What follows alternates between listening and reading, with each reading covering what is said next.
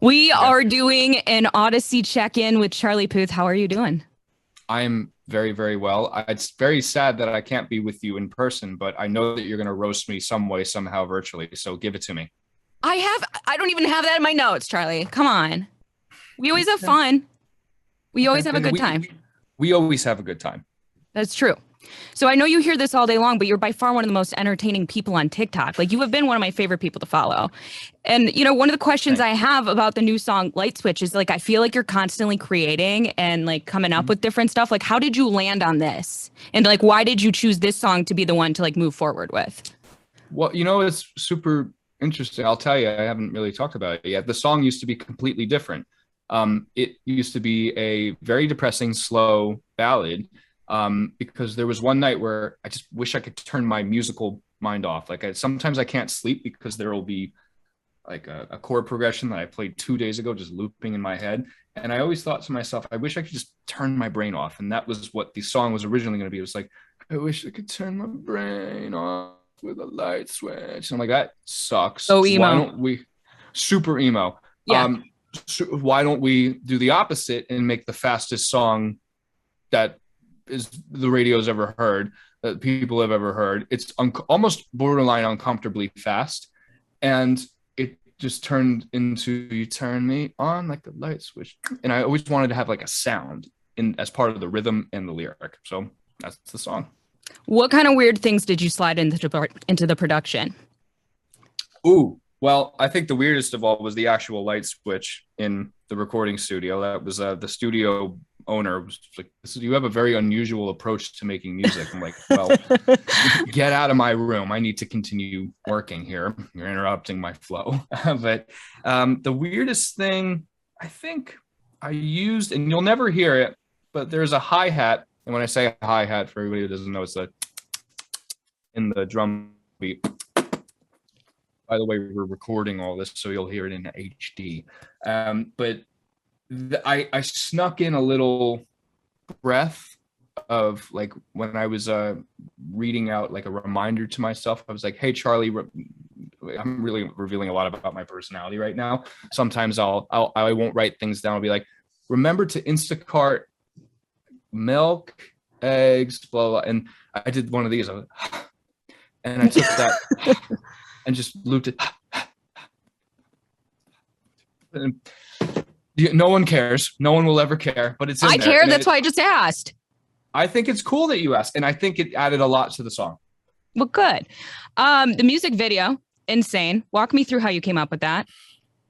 The music video, I just wanted to do like the way the song came about was so unexpected that I had to do a video that was also unexpected. I Yeah. can't just look nice on camera and sing the song. It needs to be me getting in shape and me becoming of what I think is the best version of myself. Unbeknownst to me, that the version that I was before was just fine. I didn't have to It change myself to, yeah. get somebody. It's like And how we wish Shallow Hal would have gone. that's a very good. I wish I had that reference when I was making the video, but I think it turned out nice. You get it. Yeah, yeah, of course. So I'm gonna assume this is part of a body of work, correct? Yeah, the album is done. And this is by far the most exciting, like happy, uppity, lyrical piece. So the rest of the album is what I went through in the years 2018 to 2020, Okay. which I didn't tell anybody about, but you'll figure it out when you listen to the songs. It's my personality with some melody attached to it. Are you going under a concept at all? The concept is me. In the past I've just, oh, I gotta be this vibe. This artist is doing this, so I have to be. I have to completely reinvent myself. I've just there's no reinventing myself. I'm always from this point out just going to be myself. As corny as that sounds, I never thought that people would care about how I make songs, and that's the creative. The creative direction is just me. How do you keep yourself so creative literally 24/7? That's the whole time. That's the thing I've always thought following you on TikTok through quarantine is it's every day and it's always like creative. It seems like you never hit a wall. There's something. Well, I mean, I do. I just don't film it. But Sure. there's so Here's many. me. Nothing Here's today. me.